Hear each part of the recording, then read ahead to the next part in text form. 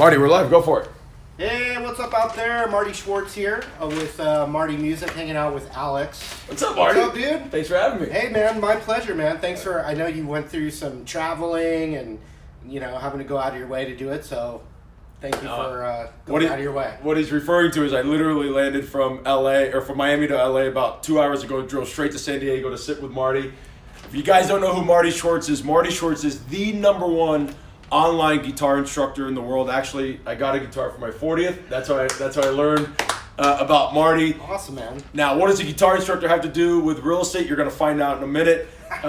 Before we get started, my name's Alex Vidal. I am president of Related ISG International Realty and host of the show you are watching today, The Closer Club. I changed the name, and I'll share with you why in a little bit, but by the time you guys watch this video, you'll know why we changed it to The Closer Club.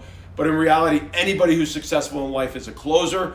It's a very elite club, so that's why we changed the name to The Closer Club. I like it. I think it's got a ring to it. Thanks, man. I appreciate it. This will air in March, middle of March by the time I go on spring break. But here we go. Marty, you ready? I'm ready. All right. Well, guys, pay attention to some of the numbers I'm going to share with you in a minute.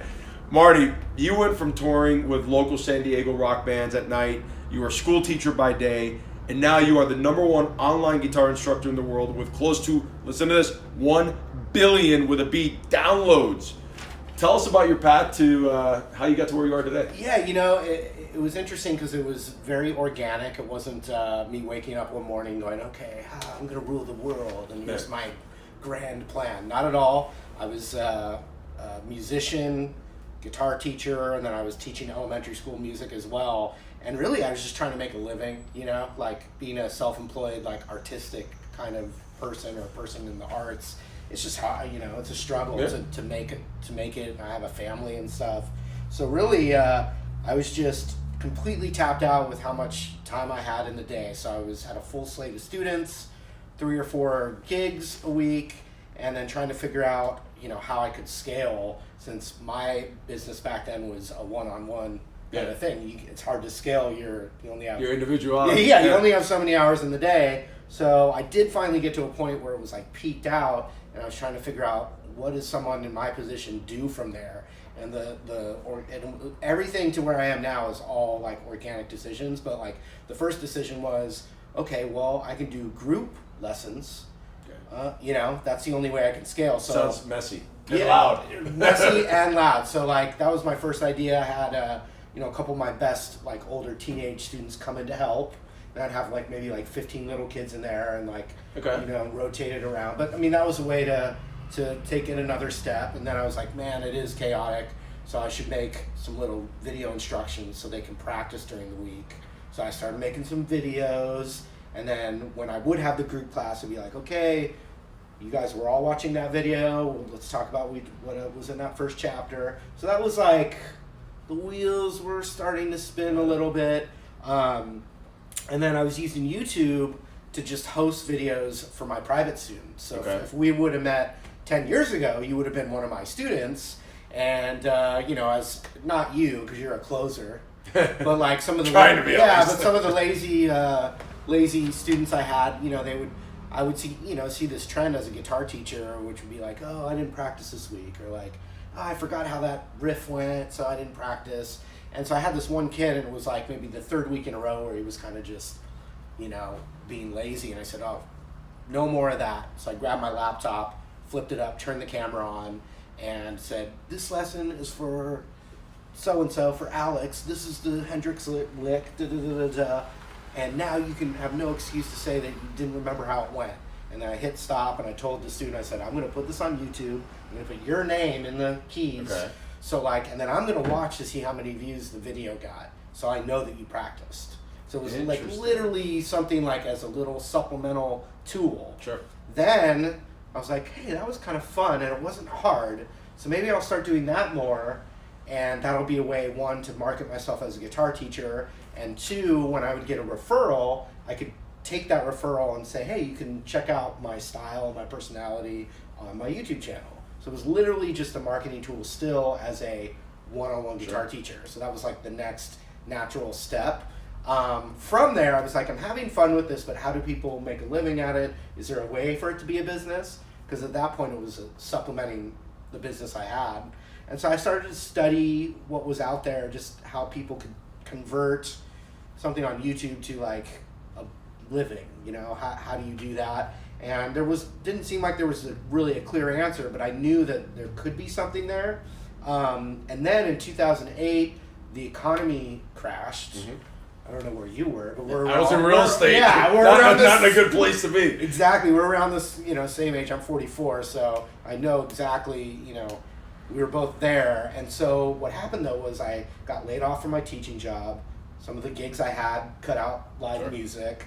Some of my students' parents were having the same financial trouble, so that they were cut. You know, I was getting lessons cut out. So to me, it just looked like, oh crap, like everything is ending, and I gotta figure out what to do. So I just doubled down on YouTube videos, but with no business plan or anything. It was just, I need to reach more people. It was like literally like, how do I get more students? And like everything's falling apart. I gotta make more videos. So that was like a conscious. And this was before videos were even big. And what I love most about it is what you said about how do you convey referrals, right? Convey my personality, my style. That's what I'm trying to tell these realtors to do, right? Exactly. Same thing. So it was no big business plan behind it. It was just like, man, I gotta make something happen, right? And so one thing I had learned at that point, so that was 10 years ago. One thing I'd already learned at that point, being kind of a self-employed guy, is that like when something ends, I could, feel, this is me personally, like, okay, Marty, feel sorry for yourself for like one day, and then just get to work. Just get to work. Like, just take action, right? If you just sit and dwell on everything that's going wrong, you're just wasting time as opposed to just taking action. Even if you don't know what the action is or have a plan, just taking action puts you on a path to then get more opportunities happening. And I learned that, but it exceeded all my expectations. You're crushing it. Yeah. I can think back to when I first started teaching guitar. Before that, I was working like 2 days a week at a music shop, and they were having problems, so they laid me off. And that, I remember back then, I was young, in my 20s, going, "Oh man, I lost this job. This sucks." But it ended up being the greatest thing, because it ended up forcing me to start teaching guitar more than relying on working at a music store. So like, or like having a bad breakup, and like at the time you're heartbroken, but then you meet someone better. Yeah. You know what I mean? Yeah. So I had like things where I was like, okay, just take action, just go for it. So I just like really dedicated myself to making videos, and then just kind of trying to see how people did it. And I just started navigating it and learning more and more, and then figure out a way where I could make a living at it a little bit. So I was teaching full time and making videos. And in my mind, I was like, God, wouldn't it be amazing if like all I did was videos? How would you do that? And it just kind of like, I kept envisioning like what I wanted to do, and luckily at this point in my life, it had started to fall into place. Sure. And then, and so now for 3 years, so I've been just like, all over the internet for 10 years. And then for the last 3 years, I've owned my own business. I don't even consider it a business. It's my life. It's your my passion. Brand. Yeah, my passion. But, it's my own thing, Marty Music, for not quite 3 years now. Got it. And so that's been my 100% focus. And I feel really lucky that, I get to do exactly like what I feel my calling is. Yeah. Like, it's not your to purpose. be, it's your yeah, purpose. my purpose. It's not to be in a famous band. Like, I mean, if the Stones call, like, I wouldn't say no. But like, I feel this calling, and I get to help people and make a living at it at the same time. So like, I'm rewarded from like even meeting someone like you. It's very gratifying knowing that I'm helping someone. But then on top of it, it's like, dude, I also get to make a living too. And a great living at that. A great living, and just I get to just wake up and have fun, like with exactly like what my skills are and what I love to do. So I feel very lucky. So let's talk about something. We talked about it a little bit before. And I have 7 million, but it's even more now. Yeah. You have, on average, Marty has close to 8 million views a month on his content. The Marty Music channel. Yeah. On the Marty Music, 8 million views. I mean, I'm trying to get 8,000. I don't know 8 million, right? So, well, it doesn't go from 8,000 to 8 million. Trust me. I remember when I had 800 or 10. But how do you handle that? How do you handle that pressure? Or maybe was it practice? What was it? 30-second overview. How do you handle that pressure of getting in front of the camera? We have some great content. Yeah. Well, I have so many repetitions now that it did not feel as some people are definitely scared to speak in front of an audience, public speaking, or all of a sudden the red light's on the camera and they get scared, right? So I would say I probably had more of an inclination already from performing on guitar so much to like at least have. I was never the lead singer, like, hey, how you guys doing? But I was up there and I had some comfort in that. And then by the time I started making videos, like I was saying, like I was literally like scrambling for rent. So I was like didn't have time to afford worrying about being in front of the camera. I just started doing it. But now 10 years later, you're my best friend. I love you. There you go. And you know what? You're right. This is so. By the time this airs, this will be episode number 45. There you go. And you're right. If you look at the first one, the camera was shaking. Somebody was holding. Repetition.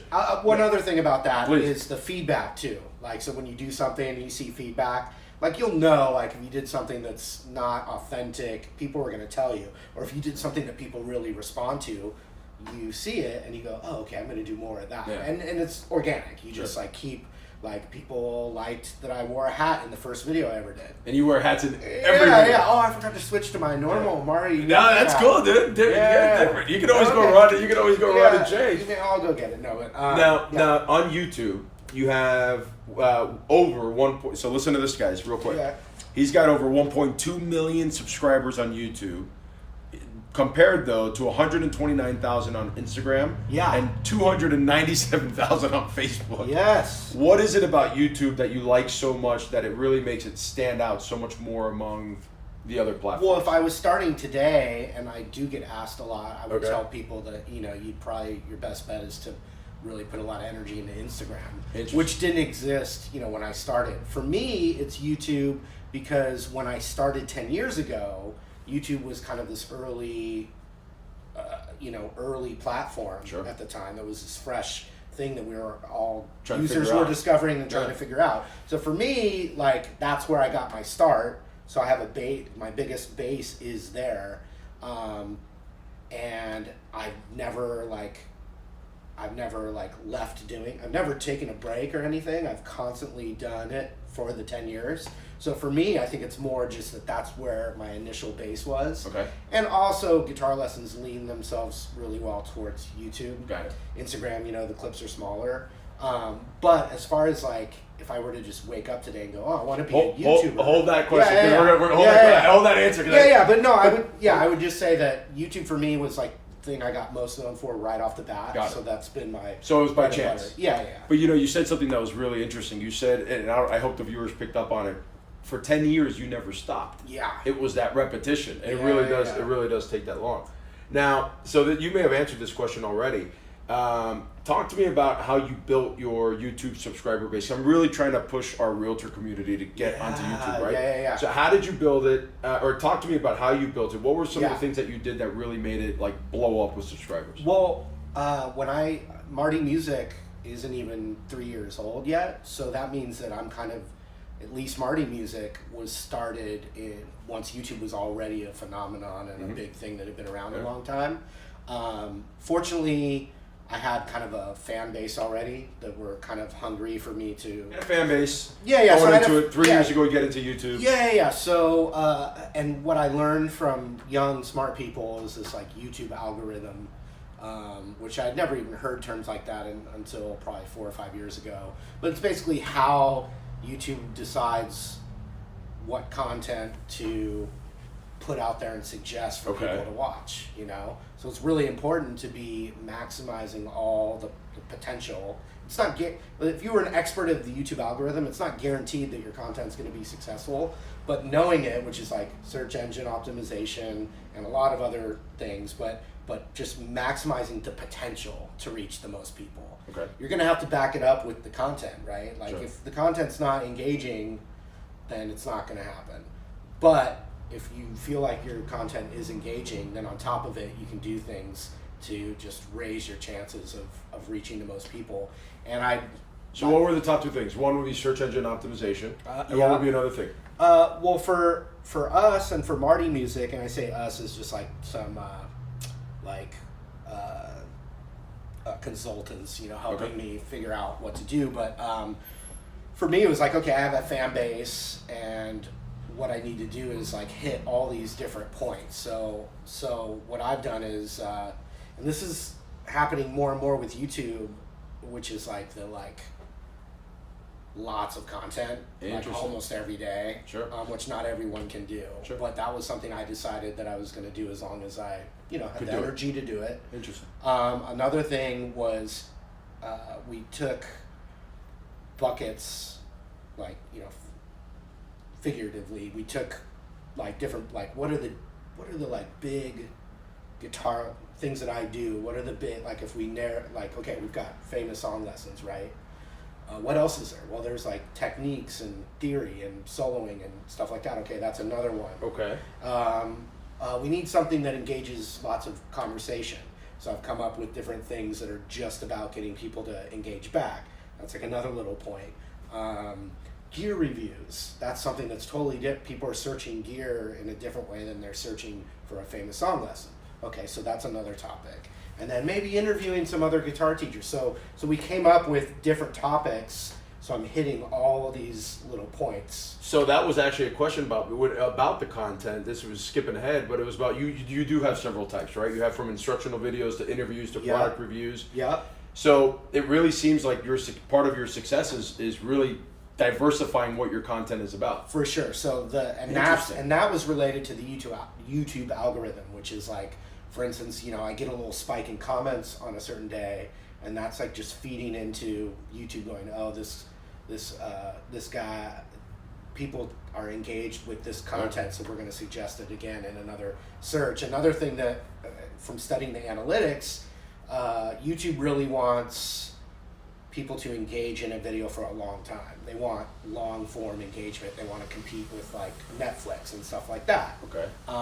So from studying my analytics, I learned, everyone wants the lessons from me, but when I would do something that wasn't a lesson, like a show and tell, like you just showing your guitar collection and zooming in on the guitar, and it wasn't like, there was no pressure for a viewer to feel like something was too easy or too hard. They were just engaged. And we learned that we had this really long form engagement whenever I would do like a show and tell thing.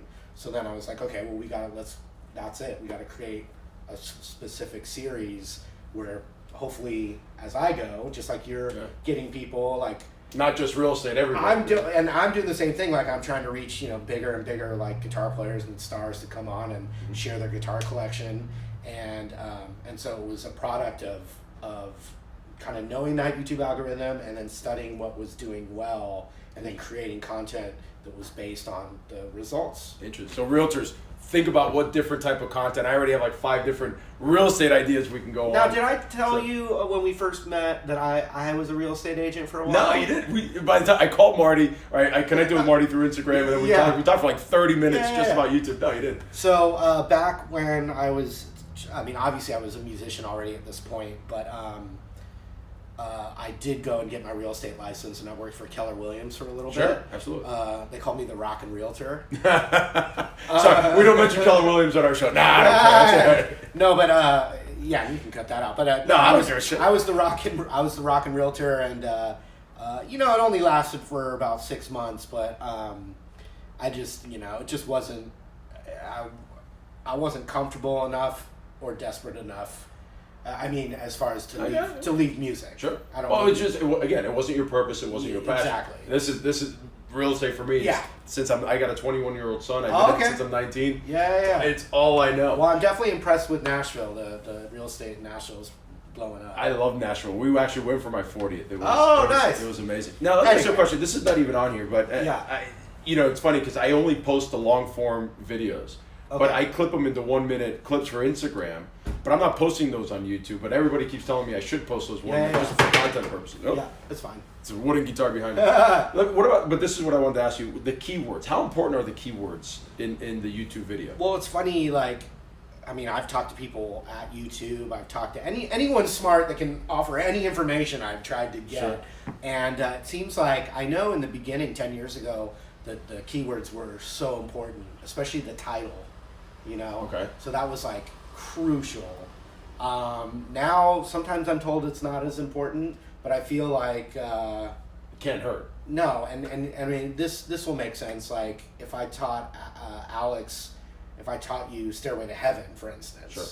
And if I made a video and titled the video "Teaching Alex on a Friday in San Diego," you know, and put that up, as opposed to Led Zeppelin Stairway to Heaven guitar lesson for Alex, think about how many more people are searching Stairway to Heaven versus Alex. Only one Alex is searching for that. Yeah. And but yet thousands and thousands and millions of people are searching for Led Zeppelin or for Stairway to Heaven in particular. So those things were always, it started to make sense to me. Okay.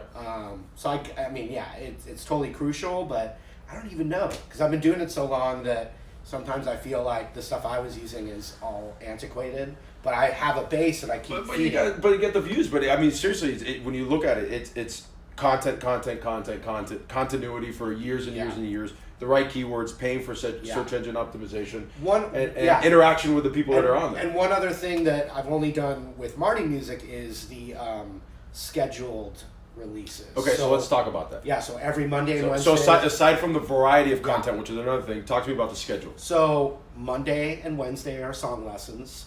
Tuesday is an editorial video, like where I argue with myself or do like a countdown video. It's more editorial, right? Like sure. a newscaster or whatever, little info-based kind of piece of content. Thursday's a gear video. Friday's a technique video. And then Saturday I do a live stream. And then one Sunday a month I release Guitar Tours, which is, you know, a high-end 3-camera produced kind of television style show. But they're always released at the same time, same type of content on the same day. So there's a schedule. Now I was told that's part of the YouTube algorithm, but then on top of it, more than anything, you know, with that fan base, they start to get programmed to expect content at a certain time on a certain day. It becomes part of their routine. So even if someone was trying to start, you know, and I've consulted with people trying to start a YouTube channel, I'm like, look, it's probably not realistic that you can put up a video once a day. But whatever you're gonna do, even if it's one video a week, release it at the same time a week.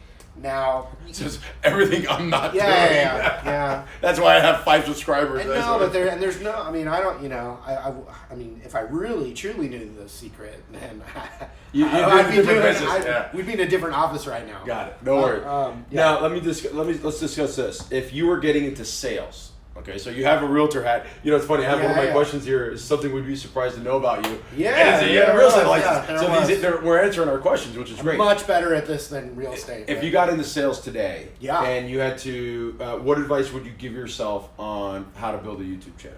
You're starting from scratch. Oh, like now we're doing Marty Cars. Like if I went back in time to talk to right now. Today, guitar is no longer an option for you. You're starting Marty Cars. Yeah. What would you do? Yeah. Well, no, I am starting a horse education platform just because my wife rides horses. Okay.